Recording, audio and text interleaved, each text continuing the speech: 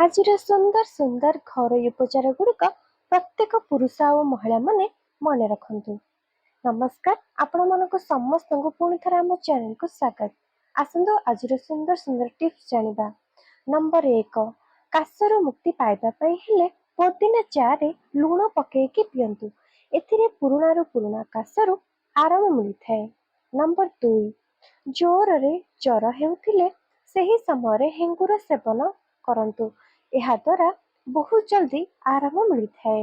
Number 3, ସକାଳୁ ଉଠିବା ପରେ ମୁହଁରେ ପାଣି ଭରି କରିକି ଆଖିକୁ ପାଣି ଛିଟା ମାରିବା କଥା। ଏଥିରେ ଆଖିର ଆଲୋକ ବା ଦେଖିବା ଶକ୍ତି ବଢ଼ିଥାଏ। ନମ୍ବର 4, ଯଦି ଆପଣଙ୍କର ଗୋଡ଼ କିମ୍ବା ଅଣ୍ଟା ପିଠିରେ ଯନ୍ତ୍ରଣା ରହୁଛି ତେବେ ଆପଣ ହାଲକା ଉଷୁମ ପାଣିରେ ଗାଧୋଇବା ଉଚିତ। ଏଥିରେ ଯନ୍ତ୍ରଣାରୁ ବହୁତ ଆରାମ ମିଳିଥାଏ। ନମ୍ବର 5, ପନିପରିବାରେ ପୋକ ଥିଲେ କିମ୍ବା ଯଦି ଧୂଳି ମଇଳା ଥିଲେ ପାଣିରେ ଅଳ୍ପ ହଳଦୀ ଏବଂ ଲୁଣ ପକେଇକି ପରିବାକୁ କିଛି ସମୟ ଭିଜେଇକି ସେହି ପାଣିରେ ରଖିଦିଅନ୍ତୁ। ଦେଖିବେ ସବୁ ପୋକ ଧୂଳି ମଇଳା ବାହାରକୁ ବାହାରି ଆସିଥାଏ। ଏହି ଟିପ୍ସଟି ସବୁଦିନ ଫଲୋ କରନ୍ତୁ। ନମ୍ବର 6, ଯଦି ପେଟର କୌଣସି ରୋଗ ଅଛି ତେବେ ଆପଣ ଘରେ ମସୁର ଡାଲି ଅଧିକ ଖାଆନ୍ତୁ। ଏହା କଲେ ପେଟର ସମସ୍ୟା ଧୀରେ ଧୀରେ ଦୂର ହୋଇଯାଏ। ଆଗକୁ ବଢ଼ିବା ପୂର୍ବରୁ ଯଦି ଭିଡ଼ିଓଟି ଆପଣମାନଙ୍କୁ ଭଲ ଲାଗୁଛି ତେବେ ପ୍ରଥମେ ଆପଣ ହୃଦୟରୁ ଗୋଟିଏ ଛୋଟିଆ ଲାଇକ୍ କରିଦିଅନ୍ତୁ। ନମ୍ବର 7, ଅଧିକ ସମୟ ପର୍ଯ୍ୟନ୍ତ ଶୋଇ ରୁହନ୍ତୁ ନାହିଁ। ଅଧିକ ନିଦ ସ୍ମରଣ ଶକ୍ତିକୁ କମଜୋର କରିଦେଇଥାଏ। ନମ୍ବର 8, ଖାଦ୍ୟ ଖାଇବା ସମୟରେ ଖାଦ୍ୟକୁ ଶୁଙ୍ଘିବା କଥା ନୁହେଁ।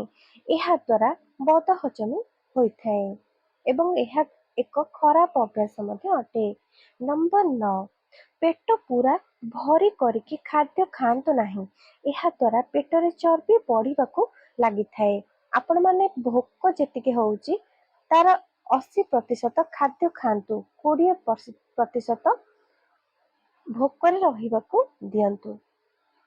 ନମ୍ବର 10, ଜୋତା ପିନ୍ଧିବା ପୂର୍ବରୁ ଜୋତାକୁ ଭଲ ଭାବରେ ଛାଡ଼ି ଦିଅନ୍ତୁ, କାରଣ ଜୋତା ଭିତରେ ବିଷାକ୍ତ ସାପ ପୋକ ଆଦି ଥାଇପାରନ୍ତି। ନମ୍ବର 11, ସପ୍ତାହରେ ଥରେ ନିହାତି ଭାବରେ ପାଣିରେ ହଳଦୀ ମିଶେଇକି ପିଅନ୍ତୁ, ଯାହା ଫଳରେ ଆପଣଙ୍କର ପେଟ ପରିଷ୍କାର ରହିବ। ପେଟ ସବୁବେଳେ ପରିଷ୍କାର ରହିଲେ ଆପଣମାନେ ସୁସ୍ଥ ରହିବେ। ନମ୍ବର 12, ଯେଉଁ ଲୋକମାନଙ୍କର ଓଜନ ବୃଦ୍ଧି ହେଉନଥାଏ ସେମାନେ ପ୍ରତିଦିନ କାଜୁ ଖାଆନ୍ତୁ, ଯାହାଦ୍ୱାରା ଓଜନ ଶୀଘ୍ର ବୃଦ୍ଧି ହୋଇଥାଏ। ନମ୍ବର 13, ବାମ କଡ଼ ମାଡ଼ିକି ଶୋଇବାରେ ଅଭ୍ୟାସ କରନ୍ତୁ। ଏହା ଦ୍ୱାରା ହାର୍ଟ ବିମାରୀ ହୋଇନଥାଏ। ନମ୍ବର 14, ବସିକି ଝାଡ଼ୁ ପୋଛା କରିଲେ ଏହା ଦ୍ୱାରା ପାଚନ କ୍ରିୟା ମଜବୁତ ହୋଇଥାଏ ଏବଂ ତା ସହିତ ଓଜନ କମ୍ କରିବାରେ ମଧ୍ୟ ଏହା ସାହାଯ୍ୟ କରେ। ନମ୍ବର 15, କୌଣସି ମିଠା ଜିନିଷ ବନେଇବା ସମୟରେ ସେଥିରେ ଟିକେ ଲୁଣ ପକେଇଦେଲେ ସ୍ୱାଦ ପୁରା ଅଧିକ ବାହାରି ଆସିଥାଏ। ନମ୍ବର 16, ମଣିଷ ସୂର୍ଯ୍ୟ ଉଦୟ ହେବା ପରେ ଯେତେ ଡେରିରେ ଶେଯରୁ ଉଠିବ ସେତେ ଅଧିକ ଶରୀରରେ ଯନ୍ତ୍ରଣା ଅନୁଭବ ହୋଇଥାଏ। ଭୋର 4ଟାରୁ 5ଟା ମଧ୍ୟରେ ସବୁବେଳେ ଉଠିବାର ଅଭ୍ୟାସ କରନ୍ତୁ। ନମ୍ବର 17, ଖାଦ୍ୟ ରୋଷେଇ କରିବା ପରେ ସର୍ବଦା ଘୋଡ଼େଇକି ରଖନ୍ତୁ ଏବଂ ତାଜା ଉଷୁମ ଖାଇବାକୁ ଚେଷ୍ଟା କରନ୍ତୁ। ନମ୍ବର 18, ସାଲାଡ ଏବଂ ସବୁଜ ପନିପରିବାରେ ଅଧିକ ଫାଇବର, ଭିଟାମିନ୍, ମିନେରାଲ୍ସ ଆଦି ପ୍ରଚୁର ମାତ୍ରାରେ ରହିଥାଏ। ସେଥିପାଇଁ ଏହାର ସେବନ ନିହାତି ଭାବରେ କରନ୍ତୁ। ନମ୍ବର 19, ବଟା ବିରି ଚାଉଳର ଆଣ ଖଟା ନହେବା ପାଇଁ ଆଣରେ ପ୍ରଥମେ 2ରୁ 3ଟି କଞ୍ଚା ଲଙ୍କା ରଖିକି ସେହି ବଟା ବିରି ଚାଉଳର ଆଣକୁ ରଖନ୍ତୁ। ଦେଖିବେ ଆଣ ବିଲକୁଲ ବି ଖଟା ହେବ ନାହିଁ। ନମ୍ବର 20, କ୍ଷୀରରେ ଗୋଟେ ଚୁଟୁକି ଖାଇବା ସୋଢ଼ା ମିଶେଇକି ଫୁଟେଇବା ଦ୍ୱାରା କ୍ଷୀର ଶୀଘ୍ର ଖରାପ ହୋଇନଥାଏ। ନମ୍ବର 21, କଫି ପାଉଡରକୁ ତାୱାରେ ଭାଜିକି ଘରେ ଧୂଆଁ କରିବା ଦ୍ୱାରା ଘରକୁ ମଶା ମାଛି ଇତ୍ୟାଦି ଆସିନଥାନ୍ତି। ନମ୍ବର 22, ମେଥି ପରଟାକୁ ଅଧିକ ସ୍ୱାଦିଷ୍ଟ କରିବା ପାଇଁ ହେଲେ ସେଥିରେ କିଛି ବେସନ ମିଶାନ୍ତୁ। ଦେଖିବେ ମେଥି ପରଟା ବହୁତ ସ୍ୱାଦିଷ୍ଟ ହୋଇଥାଏ। କେଉଁ କେଉଁ ଭାଇ ଭଉଣୀମାନେ ଏପର୍ଯ୍ୟନ୍ତ ମୋର ଭିଡ଼ିଓଟି ଦେଖୁଛନ୍ତି ସମସ୍ତଙ୍କୁ ବହୁତ ବହୁତ ଧନ୍ୟବାଦ।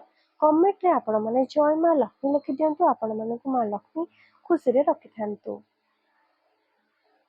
ନମ୍ବର 23, ଦହି ଜମାଇବା ସମୟରେ କ୍ଷୀରରେ ଗୋଟେ ଟୁକୁଡ଼ା ନଡ଼ିଆ ପକାନ୍ତୁ। ଏହା ଦ୍ୱାରା ଦହି ଭଲ ଜମିଥାଏ। ତା ସହିତ 2ରୁ 3 ଦିନ ପର୍ଯ୍ୟନ୍ତ ପୁରା ଫ୍ରେଶ ରହିଥାଏ। ନମ୍ବର 24, ଚାରେ ଗୋଟେ ଚୁଟୁକି ଲୁଣ ମିଶାଇ ଚା କରିବା ଦ୍ୱାରା ଚା ଅଧିକ ଟେଷ୍ଟ ଲାଗିଥାଏ। ନମ୍ବର 25, କେକ୍ ମିଶ୍ରଣରେ ଗୋଟିଏ ଚାମଚ ମହୁ ମିଶାଇବା ଦ୍ୱାରା କେକ୍ ଅଧିକ ସ୍ପଞ୍ଜି ଏବଂ ଭିତରୁ ଅଧିକ ନରମ ହୋଇଥାଏ। ନମ୍ବର 26, ପୁରୀ ତିଆରି କରିବା ସମୟରେ ତେଲରେ କିଛି ଭିନେଗାର ମିଶାଇବା ଦ୍ୱାରା ପୁରୀରେ ଅଧିକ ତେଲ ଲାଗିନଥାଏ। ତା ସହିତ ପୁରୀ ନରମ ମଧ୍ୟ ହୋଇଥାଏ। ନମ୍ବର 27, କିସମିଶ ଏବଂ ଖଜୁର ପରି ଚିପଚିପା ଜିନିଷକୁ ପେଷାଇବା ସମୟରେ ସେଥିରେ କିଛି ଲେମ୍ବୁ ରସ ମିଶାଇକି ପେଷନ୍ତୁ। ଏପରି କଲେ ଚିପଚିପା ହୋଇନଥାଏ ଏବଂ ଏହାର ବାସ୍ନା ମଧ୍ୟ ବଢ଼ିଯାଇଥାଏ। ତା ସହିତ ଗ୍ରାଇଣ୍ଡର ଜାର୍ ସଫା କରିବାରେ ମଧ୍ୟ ବହୁତ ସହଜ ହୋଇଥାଏ। ନମ୍ବର 28, ଆଚାରକୁ ସୁରକ୍ଷିତ ରଖିବା ପାଇଁ ହେଲେ ଆଚାରରେ ତେଲ ଅଧିକ ରଖନ୍ତୁ ଏବଂ କିଛି ହେଙ୍ଗୁ ସହିତ ଭିନେଗାର ମିଶାଇକି ଆଚାରକୁ ଭଲ ଭାବରେ ଗୋଳେଇ ଦିଅନ୍ତୁ। ଏହା ଦ୍ୱାରା ଆଚାର ଶୀଘ୍ର ଖରାପ ନ ହୋଇ ବହୁତ ଦିନ ପର୍ଯ୍ୟନ୍ତ ତାଜା ବା ଫ୍ରେଶ ରହିଥାଏ। ନମ୍ବର 29, ତେନ୍ତୁଳି ଚଟଣିରେ ଚିନି ମିଶାଇବା ବଦଳରେ କିଛି ଅଳ୍ପ ପରିମାଣରେ ଗୁଡ଼ ମିଶାଇବା ଦ୍ୱାରା ତେନ୍ତୁଳି ଚଟଣି ବହୁତ ସ୍ୱାଦିଷ୍ଟ ହୋଇଥାଏ। ନମ୍ବର 30, ଖେଚୁଡ଼ି ତିଆରି କରିବା ସମୟରେ ସେଥିରେ କିଛି ଡାଳଚିନି ଖଣ୍ଡ ମିଶାଇବା ଦ୍ୱାରା ଖେଚୁଡ଼ି ସ୍ୱାଦିଷ୍ଟ ଏବଂ ତାର ବାସ୍ନା ଆହୁରି ଅଧିକ ବଢ଼ିଯାଇଥାଏ। ନମ୍ବର 31, ଯଦି ଘରେ ଟମାଟୋ ନାହିଁ ତାହେଲେ ଯେକୌଣସି ରେସିପି କିମ୍ବା ତରକାରୀ ଆପଣ ରୋଷେଇ କରୁଛନ୍ତି ତାହେଲେ ସେଥିରେ କିଛି ଦହି ଏବଂ ଚିନି ମିଶାନ୍ତୁ। ଦେଖିବେ ରେସିପି ଆହୁରି ଅଧିକ ସ୍ୱାଦିଷ୍ଟ ହେବ।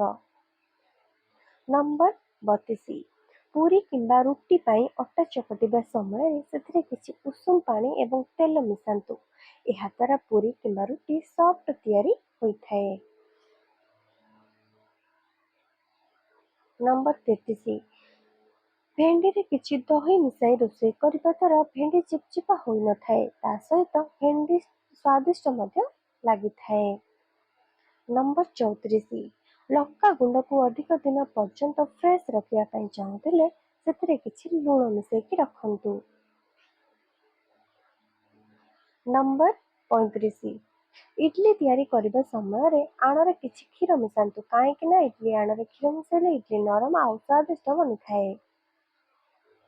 ନମ୍ବର 36, ଜିରା, ପାନମଧୁରୀ, ଶୁଖିଲା ଲାଲ ଲଙ୍କା, ତେଜପତ୍ର, ଗୋଲମରିଚ, ଲବଙ୍ଗ ଏବଂ ଡାଳଚିନିକୁ ହାଲକା ଭାଜିକି ତାର ପାଉଡର ପ୍ରସ୍ତୁତ କରନ୍ତୁ ଏବଂ ଯେତେବେଳେ ଡାଲମା ଛୁଙ୍କ ତିଆରି କରୁଛନ୍ତି ସେତେବେଳେ ଏହି ପାଉଡରକୁ ମିଶାନ୍ତୁ। ଏପରି କଲେ ଡାଲମା ବହୁତ ସ୍ୱାଦିଷ୍ଟ ହୋଇଥାଏ। ଶେଷ ଟିପ୍ସ, ପ୍ରତିଦିନ ଗାଧୋଇବା ପରେ ତୁରନ୍ତ ଗୋଟେ ଚୁଟୁକି କଳା ଲୁଣ ଖାଆନ୍ତୁ। ଏହା ଦ୍ୱାରା ଶୀଘ୍ର ବୁଢ଼ାପା ଆସିନଥାଏ। ଆଶା କରେ କି ଭିଡ଼ିଓଟି ଆପଣମାନଙ୍କୁ ପସନ୍ଦ ଆସିଥିବ। ଯଦି ଭିଡ଼ିଓଟି ପସନ୍ଦ ଆସିଛି ତେବେ ନିହାତି ଭିଡ଼ିଓକୁ ଲାଇକ୍ କରିବେ, ସେୟାର କରିବେ, କମେଣ୍ଟରେ ସମସ୍ତେ ଜୟ ମା ଲକ୍ଷ୍ମୀ ବୋଲି ଲେଖିବେ ଏବଂ ଏମିତି ଶିକ୍ଷଣୀୟ ଭିଡ଼ିଓ ପାଇବା ପାଇଁ ଆମ ଚ୍ୟାନେଲକୁ ସବସ୍କ୍ରାଇବ୍ କରି ପାଖରେ ଥିବା ବେଲ୍ ନୋଟିଫିକେସନକୁ ଅନ୍ କରି ରଖିବେ। ଜୟ ଜଗନ୍ନାଥ, ଧନ୍ୟବାଦ।